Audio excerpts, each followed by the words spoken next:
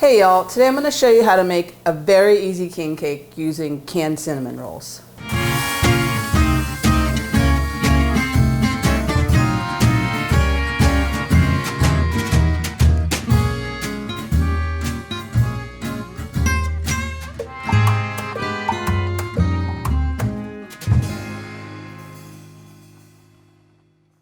So the first thing you're going to do is you're going to preheat your oven to 375 degrees. You're going to need a standard sheet pan, 5 sandwich-sized Ziploc bags, a rolling pin, a roll of parchment paper, some canned spray, and oh shoot, they're in my pocket.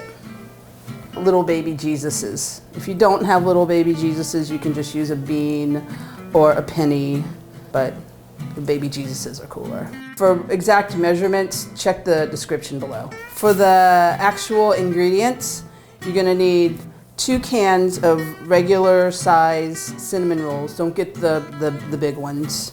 Some food coloring. I'm using neon and regular. I'll show you tricks for that later. Jar of your favorite fruit preserves. 1 egg. Any flavored cream cheese, not salmon obviously, this is a sweet dessert, come on. Sugar, a little bit of milk, like a ½ cup milk, and some chopped pecans. We're gonna make our colored sugar, purple, green, and gold, those are the traditional colors. We're gonna take a cup of regular granulated sugar and we're gonna divide that between 3 Ziploc bags, and it can be rough, it doesn't have to be perfect. And you know, if you don't have Ziploc bags, you can do this in a bowl or whatever, but I'm trying to keep this clean and easy for you guys, especially if you're doing this with kids, so you don't end up with purple, green, and gold everything. We're gonna make our purple, and I'm using neon food coloring. If you can't find the neon, you could just use regular, it's just that the neon, it just makes it pop. I'm gonna drop 6 drops of the neon purple into the bag, and then I'm gonna do 1 drop of the fluorescent blue. That was a little more than 1, but no big deal. You're gonna seal this. I take the air out, and then you're gonna rub it. You're gonna rub it in there. Once that's fully incorporated, you just set it aside. So there's your purple. Now we're gonna make our gold. I'm just using plain yellow, and I'm gonna do 8 drops, and then we're gonna rub that in. Rub, rub, rub, rub, rub, rub. Obviously this would be something really fun to do with the kids. So there's your gold. And then for the green, I'm using the neon again. That was 6 drops of green. And then I'm gonna do 1 drop of blue. And then we're gonna shake, shake, shake again. Rub and shake. Never been a cocaine fan. Okay, so we got our sugars made. I have about a 1/4 cup of milk. I'm just gonna whisk this together. I'm just making a little egg wash for when we assemble the cake. This we're just gonna set aside. And then into our other 2 Ziploc bags, I'm going to put ½ a container of flavored cream cheese. I'm using blueberry. Just use whatever flavor you prefer. So what I'm doing here is I'm taking cream cheese and I'm putting it into a Ziploc bag, which is basically going to be used as a pastry bag. If you have pastry bags, that's great. Go ahead and use that. So this is about 1/3 cup of flavored cream cheese, and I'm going to snip about 1/4 inch hole off the corner of that, and then set it aside. And then I'm going to do the same amount of fruit preserves. I'm using raspberry because that's my favorite. And that's about the same amount, 1/3 cup. All right, so let's just leave that off to the side. And now the fun part. Roll out about 2 feet of parchment paper. It's pretty important that you use parchment because it's non-stick and you can bake with it, and it's just gonna make your life so much easier if you just do what I'm telling you to do right now. That's roughly 2 feet. So I'm gonna spray this. It's gonna help it to be extra non-stick because the cinnamon rolls are gonna be sticky. I'm gonna open this. don't know why opening these cans always gives me a little bit of anxiety, because I know what's going to happen, but you don't know when it's going to happen. Ah! Damn it. Every time. You think I'd get used to it by now. So here are our cinnamon rolls. Set the frosting aside. We're going to lay these out into 2 rows. 2 rows of 8. I have to do this thing again. I would rather open up a bottle of champagne than a can of cinnamon rolls. And they're both anxiety producing, but I don't know why these cans scare me. Must be a childhood thing. Okay, there's that. Okay, so I have 2 rows of 8. And what I'm gonna do is I'm gonna lightly brush the tops of all of these. You wanna make sure there's a nice even coat, but you don't want them like soaking. Don't have to measure all the ingredients and then wait for it to rise and do all the things. I'm a very lazy and impatient baker. All right, so then now that all these are coated, what you're gonna do is you're gonna overlap by half. You see what I'm doing here? You're basically just gonna turn this into one giant sheet, basically a giant cake dough.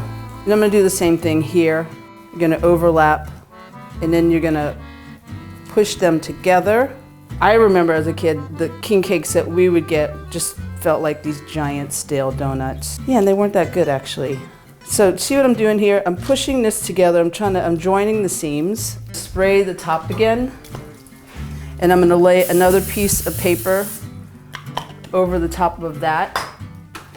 And then we're gonna roll it out into a giant piece that we'll create our ring with. All right, I'm gonna roll it. It needs to be pretty long because you're gonna coil it over into a oval. And what's nice about using this cinnamon roll dough is it's already seasoned. It has all the stuff in it. Even if I don't stuff it, it's just gonna taste like a giant frickin' cinnamon roll. It's not gonna be this like big, sad, stale donut thing that I grew up eating. When I'm done rolling it out, it's gonna be about 2 feet long, 6 inches wide. If you have a helper in the kitchen, this is where you would ask them to hold one end of this for you. I'm okay. I got this. And then what this does too is it helps to make sure that all those seams are sealed. Now that that is rolled out, I'm going to take this off. You see you have this one big piece now. If you see any gaps or pieces that are not joined, just use your fingers. Let's do the jam first. Right along the seam, maybe about 1 inch from one end. We're gonna pipe our preserves. And then, it's like a big joint.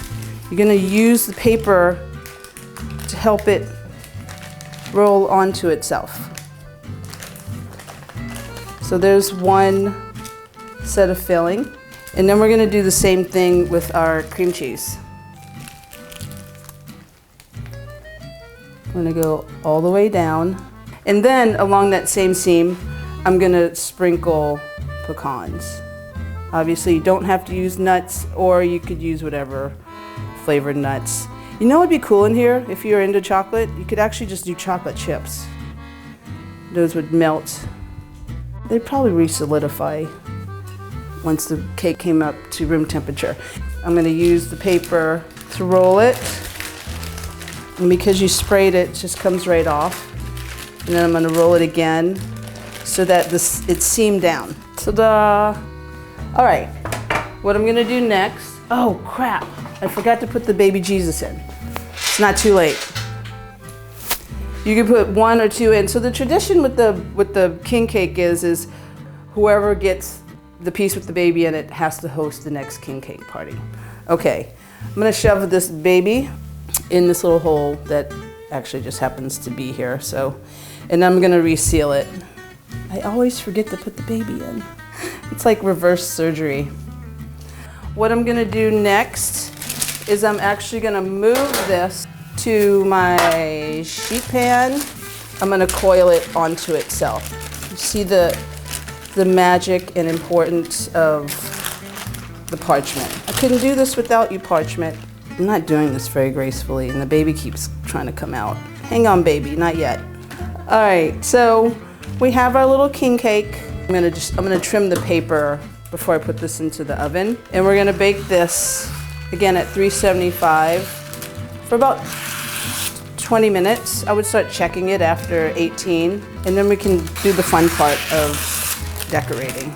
All right, into a 375-degree oven we go. Let's place it in the middle. We're gonna start checking that after about 18 minutes. Okay, it's been about 21 minutes, and she is gorgeous. Hello. I love you. This is the best one I've made so far. I'm going to move you off of this pan so that it will cool quicker. You can let it cool down for a little while if you want. You don't have to, because all we're doing now is we're decorating. I'm gonna take our pre-made frosting and I'm going to frost like so. Spread the love. Half on one side, half on the other. Frost, frost, frost. It's gonna make it sweeter. It's gonna make it less dry, but it also is gonna act as glue for the sugar. For those who don't know what the traditional king cake is all about, most of New Orleans holidays are based in Catholicism. To celebrate the time when the three kings went to visit the baby Jesus, we commemorate that with the king cake. And so during Mardi Gras season, the weeks leading up to Mardi Gras, which is Fat Tuesday, we share these cakes with each other. It's really just an excuse to party, you know, isn't that all it is in New Orleans? So we do this, you know, probably during the Mardi Gras season, about once a week, somebody shows up with a king cake. Ah, you are gorgeous. Okay, so we have that frosted, it smells amazing. This is also the part where it's just very forgiving. If you screw up, you bust the seam, or the baby's head is sticking out, you cover it with frosting and sugar. It's all gonna be okay. This is my daughter Aurora's favorite part. Between licking the spatula and playing with the colored sugar, I think she actually prefers to make the king cake over eating it even, because it's just so fun. Sexy sugar, la la la la.